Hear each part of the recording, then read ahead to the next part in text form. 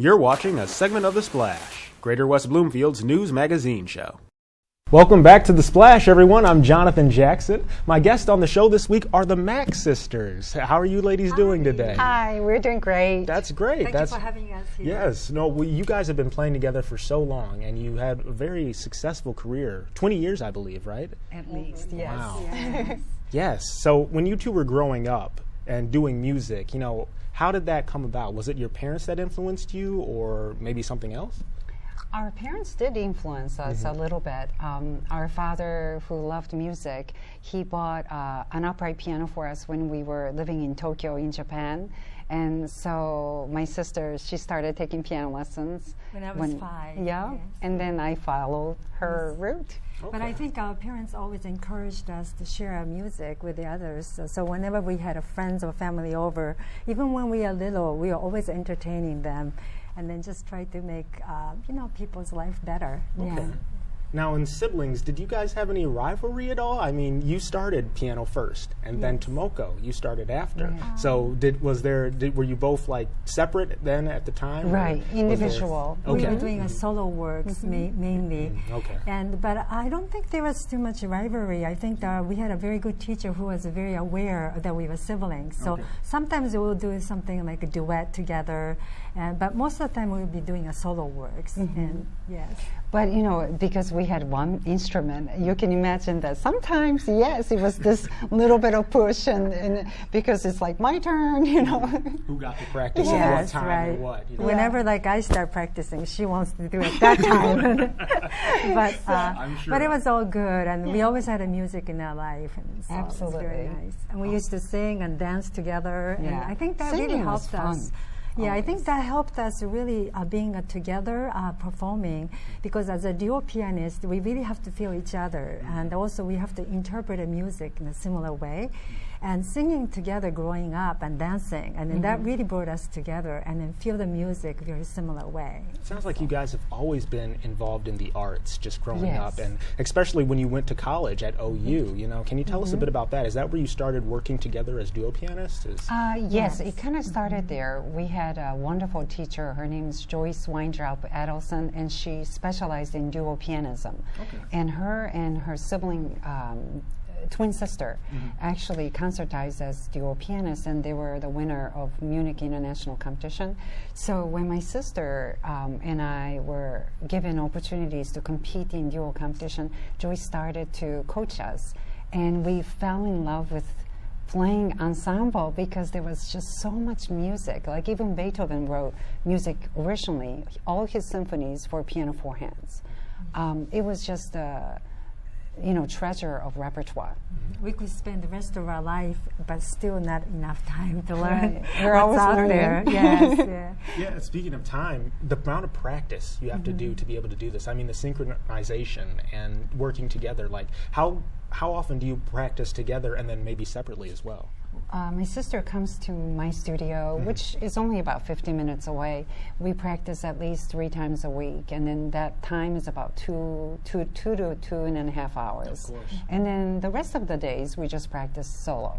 We also- Technique and just memorization. And there was a time when we were really focusing on, like for example, competing in international competition, required many hours of practice. So, at that time we were probably practicing 5 to 6 hours a day.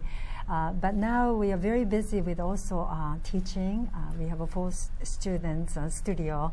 And so we divide our time with family, personal time, and teaching and practicing. A And little bit of yoga. We'll throw in a little realization there. yes, we definitely do that. But you guys do so much. I mean, you've traveled the world, Yeah. participating in these international competitions and winning quite a few of them as well. But also, teaching, like you said, and taking your knowledge and passing it on to the next generation. And that's important because, we have to build that young audience that's going to be coming to classical music. So one of the things that I enjoy, and I'm sure she does too, is to teach young people as well as older people who actually are coming back to classical music. Maybe they were starting to play the piano, but they can continue with it. So they are loving music right now. Okay. We do focus on classical music, but Tomoko and I have a love for all kind of music. And so we not just to teach classical, but we teach some jazz and a different type of variety of music.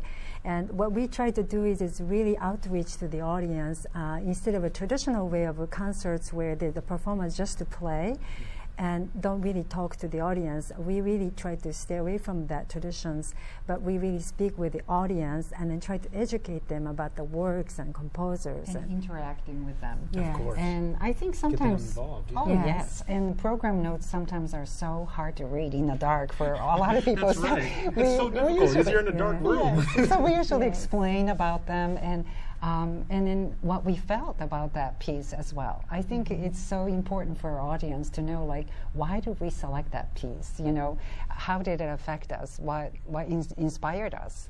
And so as an artist, you have to communicate with them.